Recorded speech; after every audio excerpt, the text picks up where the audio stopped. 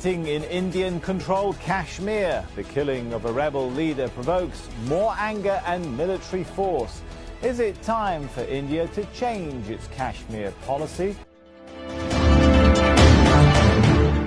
Welcome to Tactical Talk. This is Zain. Kashmir is a burning issue at the moment. Indian-occupied Kashmir is a burning issue. Activists are being killed, being injured by pellet guns, and a lot of humanitarian violations are being pursued by the state of India. Today, Kashmir is our topic, Indian-occupied Kashmir. The guest of our show is a Pakistani journalist, Hassan Khan. He writes for many newspapers and news magazines. We're going to discuss with him the topic of Indian-occupied Kashmir. Welcome to our show, Hassan Khan. This is Zain Khan. It's a pleasure to have you on Tactical Talk. Thank you so much, Zain, for inviting me to your show. Hassan, let's get to the first question. What is your opinion on the current situation in Indian-occupied Kashmir, where Indian state machinery is using excessive force to quell the massive uprisings after Burhan Wani's assassination? Well, the current situation is quite concerning, to be honest. It's as if India doesn't want to treat the Kashmiris humanely and has deliberately initiated a process to curb the struggle for freedom that was renewed after the recent assassination of highly popular freedom fighter Burhan Wani. There have been countless reports regarding mass-scale call for freedom across the valley, with many people demanding to secede from India. However, the Indian government paid no heed to such calls and has resorted to brutal means to hush up the indigenous uprisings by not only killing the locals but also using pellet guns and chili-laced rifle shells to immobilize and permanently blind the people. As of now, over 80 innocent lives have been lost and over 7,000 people have been injured at the hands of the Indian state machinery. Such gross misconduct is against the Universal Declaration of Human Rights. Even pro-Indian politicians such as Umar Abdullah have expressed their grave concerns over how Narendra Modi's government has responded to the crisis in the valley. The Kashmiris have remained imprisoned in their own state for almost 7 decades, now with all resolutions calling for plebiscite being ignored. I believe that the time has come to provide the Kashmiris with the right to self-determination, as India's dictatorial mindset cannot last. Sorry to cut you off, Hassan. The question came into my mind. Would India listen to the international humanitarian groups on conducting trials against officials involved in the genocide and torture of Kashmiris? I don't believe India would ever think of conducting such trials, given the fact that for the past 3 decades, a systematic genocidal policy has been adopted to silence Kashmiri voices. Some 100,000 Kashmiris have already lost their lives in the struggle for freedom, and the mindset of the local youth focuses on militancy rather than education.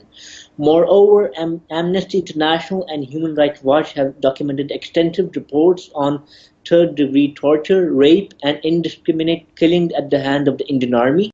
Those who say that Pakistan is responsible for this mess are to be reminded that the armed resistance in the valley resulted from such dastardly policies adopted by successive Indian regimes. Hence, a mechanism must be adopted to drag India to international forums for its questionable role in the volatile region, where some 800,000 Indian troops have been deployed for absolutely no valid reason.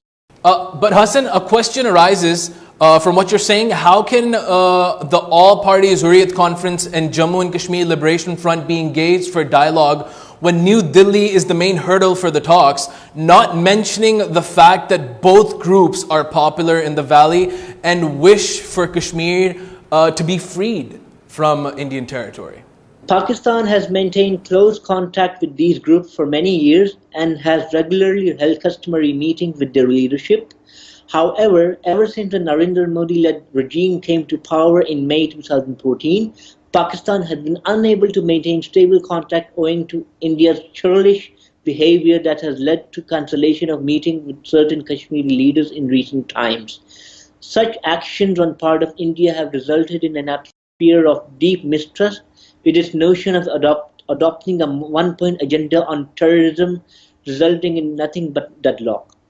The Indian government must realize the fact that Kashmir is a disputed region that still awaits justice. By refusing this core issue and arresting local leaders such as Mirwais Umar Farooq and Sayyid Ali Shah Gilani, we are actually witnessing the true face of the current regime in New Delhi, which only believes in high-handedness and forcing the deranged policy of spreading the Hindutva ideology. Therefore, India must come out of such delusions and engage the Hurriyat and JKLF leadership for a sustainable, meaningful dialogue under the shadow of the UN Security Council. Okay, Hassan, last question, and we have to make this quick. What are Pakistan's options on the diplomatic front? In current circumstances, the legalities related to past UNSC resolutions and agreements such as Resolution 1172 agreed in June 1998 and the similar agreement of 1972 are actually irrelevant, and measures must be adopted for ensuring a smooth plebiscite under the shadow of the UN and its sub-bodies such as the UN Military Observer Group. Ever since the armed uprising is taking place since last month, Pakistan has adopted a largely successful strategy for highlighting the plight of the Kashmiris residing in Indian-occupied Kashmir, and I highly commend the steps being taken by our diplomatic mission based in major world capitals for promoting the Kashmiri cause. Ambassador Maliha Lodi at the UN has done a tremendous job in exposing India's true face in front of the international community. Moreover, Ambassador Johar Salim in Germany, who's also like a mentor to me given my regular interactions with him, has also done a lot to lobby with certain officials and groups in Berlin. I believe that Pakistan is heading toward the right direction and for the people of Kashmir. I would like to further add that India is trying to divert attention from this genuine cause by dragging Balochistan, Azad Jammu and Kashmir, and Gilgit-Baltistan into the quagmire. Balochistan is an integral part of Pakistan, while the people of AJK and northern areas consider themselves as Pakistanis and are happily living under the guidance of the Federation. Such tactics by India would only haunt it in the long run, and it is already playing a dubious role by funding and arming terrorists in certain areas of Pakistan, including Balochistan, Karachi and Fatah. The Pakistani government should keep highlighting the Kashmiri issue and continue its lobbying effort in the international community. Thank you so much, Hassan Khan, for being on Tactical Talk. It was a pleasure having you. Thank you so much, Zain. It was an honor to be on your show. This was Hassan Khan, a Pakistani journalist who has a firm grip on geopolitics and foreign policy. Until the next episode of Tactical Talk, this is Zain Khan. Take care and goodbye.